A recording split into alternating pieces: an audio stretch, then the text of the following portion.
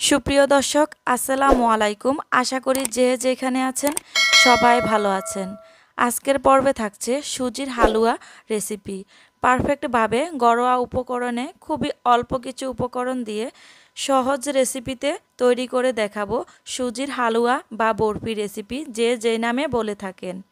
চুলায় একটি fry pan বসিয়ে দিয়ে 2 টেবিল চামচ পরিমাণ ঘি দিয়েছি আর 2 টেবিল চামচ পরিমাণ সাদা তেল দিয়ে সামান্য গরম হয়ে আসা পর্যন্ত অপেক্ষা করার পর 2টি সবুজ এলাচ, 2 টুকরো দারুচিনি দিয়ে সামান্য একটু নেড়ে চেড়ে দেব খুব সুন্দর একটা ফ্লেভার আসার আগ পর্যন্ত। 1 কাপ পরিমাণ সুজি দিয়ে দিয়েছি, মেজারমেন্ট কাপে 1 কাপ পরিমাণ সুজি দিয়েছি। 240 গ্রামের যে কাপগুলো হয় সেই কাপ দিয়ে আমি পারফেক্ট রেসিপিটা আপনাদের সামনে তুলে ধরার ট্রাই করেছি। আশা করি রেসিপিটি শুরু থেকে শেষ পর্যন্ত দেখবেন, আপনাদের কাছে ভালো লাগবে। রেসিপি ভালো লাগলে লাইক, কমেন্ট অ্যান্ড শেয়ার করতে ভুলবেন না। প্রতিদিনের মতো আবারও অনুরোধ করছি, রেসিপিস বাই নাবিল মাম্মাম চ্যানেলটি যদি আপনাদের ভালো লেগে থাকে প্লিজ চ্যানেলটিকে সাবস্ক্রাইব করে দিবেন। সুজিগুলোকে খুব সুন্দরভাবে নেড়ে চেড়ে একটু কিছুক্ষণের জন্য ভেজে নেব। খুব সুন্দর একটা ফ্লেভার আসার আগ পর্যন্ত অপেক্ষা করব। চুলার তাপটা কিন্তু মিডিয়ামের থেকে একটু বাড়িয়ে রেখেছি, খুব বেশি বাড়িয়ে দিলে পুড়ে যাবে। চুলার তাপের উপর লক্ষ্য রাখতে হবে, বারবার কিন্তু নেড়ে চেড়ে অনবরত সুজিটাকে ভেজে নিতে হবে। কোনোভাবেই কিন্তু নাড়া বন্ধ করা যাবে না, তাহলে কিন্তু সুজিগুলো পুড়ে যাবে, খেতে একদমই ভালো লাগবে না। হালুয়া তৈরি করার পর কালারটা নষ্ট হয়ে যাবে, যেটা দেখতে একদমই ভালো দেখাবে না। পারফেক্টভাবে যখন সুজিগুলো ভাজা হয়ে যাবে আপনারা দেখে বুঝতে পারতেছেন, এটা আসলে বলে বুঝিয়ে দেওয়ার মতো কিছু নেই, দেখে বুঝে নিতে হবে। কম বেশি অনেকেই রান্না করতে পারেন আমি জানি, তবু আমার এটা যেহেতু কুকিং চ্যানেল, আমি চেষ্টা করি আমার প্রতিদিনের ছোটোখাটো রেসিপিগুলো আপনাদের সামনে তুলে ধরার জন্য। যারা পারেন না আমার রেসিপিগুলো তাদের জন্য, আর যারা পারেন যদি কোনো ভুল ত্রুটি হয়ে থাকে প্লিজ আমাকে বলে দেবেন, ক্ষমা সুন্দর দৃষ্টিতে দেখবেন আমার ভুলগুলো। সুজিটা পারফেক্টভাবে ভাজা হয়ে গেলে আমি এখানে 1/3 কাপ পরিমাণ গুঁড়া দুধ দিয়ে সঙ্গে সঙ্গে দিয়ে দিয়েছি আমি আগে থেকে জাল করে রাখা 3 কাপ পরিমাণ লিকুইড গরুর দুধ। এই গরুর দুধটা আমি আগে থেকে জাল করে রেখেছিলাম। চেষ্টা করবেন হাতের কাছে যদি না থাকে গরুর দুধটা, তাহলে গুঁড়া দুধ পানির সঙ্গে গুলিয়েও দিতে পারবেন। আমি 1 কাপ সুজির জন্য মোট 3.5 কাপ পরিমাণ আমি লিকুইড গরুর দুধ ব্যবহার করেছি। আর গুঁড়ো দুধটা আমি টেস্টের জন্য ব্যবহার করেছি, হাতের কাছে না থাকলে দেওয়ার প্রয়োজন নেই, দিলে স্বাদ অনেক গুণে বেড়ে যাবে। চিনির ব্যালেন্সটা ঠিকঠাক রাখার জন্য, যাতে মিষ্টির পরিমাণটা ঠিকঠাক থাকে, সামান্য পরিমাণ লবণ অ্যাড করে দিয়েছিলাম।